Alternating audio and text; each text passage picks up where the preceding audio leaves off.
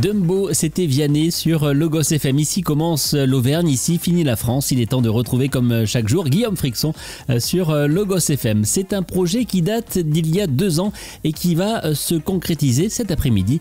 L'inauguration de l'esplanade Johnny Hallyday juste devant l'entrée du Zénith d'Auvergne. Un moment particulièrement attendu avec la présence notamment de sa fille Laura Smet et puis de Pascal Obispo.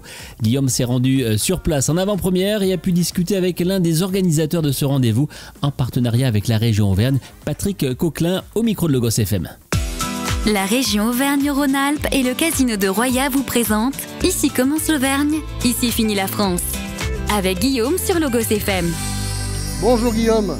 Ça y est, on y vient. L'esplanade Johnny Hallyday, c'est un projet ici au Zénith d'Auvergne, c'est un projet qui a été long. C'est un travail au long cours, ça se fait pas comme ça. Non, on a mis 2 ans pour monter le projet donc avec la région Auvergne-Rhône-Alpes.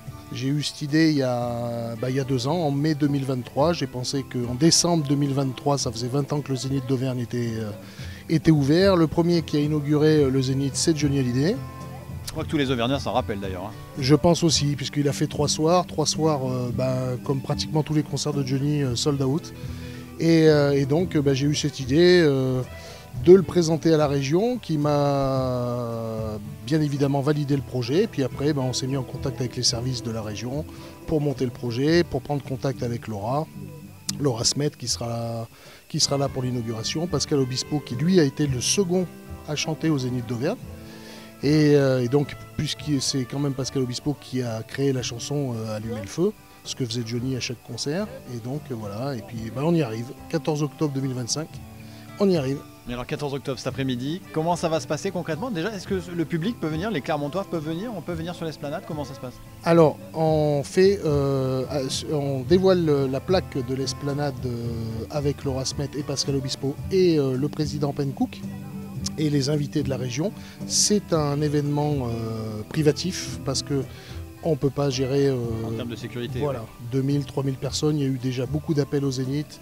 On a eu beaucoup d'appels. Mais par contre, il y a une belle exposition de Tony Frank, le photographe de Johnny Hallyday pendant près de 40 ans, qui nous a mis à disposition des photos. Et vu que Laura tenait particulièrement à faire une œuvre caritative sur l'exposition de son papa, donc toutes les photos seront exposées à l'hôtel de région de Clermont-Ferrand du 20 octobre au 30 octobre.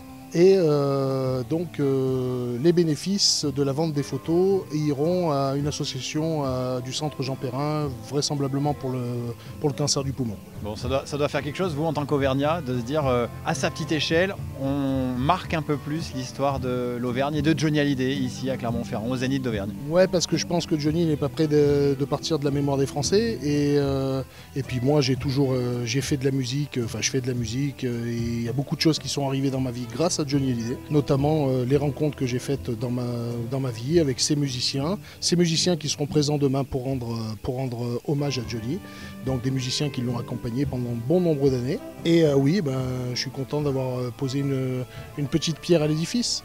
Surtout quand vous aimez le rock'n'roll, et puis on parle de Johnny Hallyday quand même, on parle du monstre sacré. Voilà, qu'on aime ou qu'on n'aime pas Johnny, il faut reconnaître, c'est le monstre sacré. Il a une petite attache quand même à Clermont-Ferrand parce qu'il est passé pendant près de 50 ans, il a fait 51 concerts, il est passé en Haute-Loire, il est passé à Montluçon, il a fait toutes les petites villes qui existent, à Pradelles en 1991 où il y a je crois 700 000 personnes et ce soir-là on s'est retrouvés, on était 10 000 et Johnny ça fait toujours quelque chose. Moi quand je l'ai rencontré plusieurs fois, il y a toujours le charisme du personnage. Je pense que c'est un peu ce qu'a récupéré sa fille. Laura Smet, la fille de Johnny Hallyday. Oui, et de Nathalie Baye.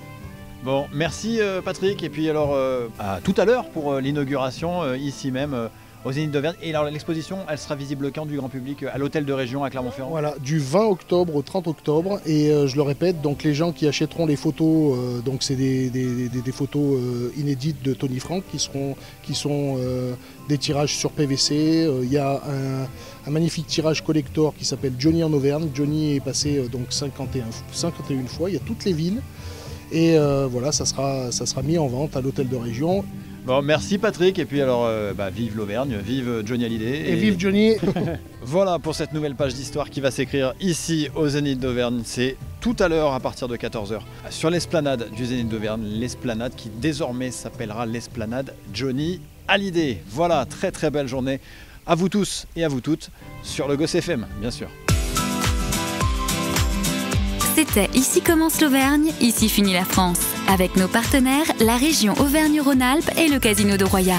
Le lieu de divertissement incontournable au cœur de notre territoire. Jeux, restaurants, spectacles, salles de réception. Avec le Casino de Roya, donnez une chance à l'imprévu. Jouer avec excès comporte des risques. Appelez le 09 74 75 13 13, appel non surtaxé.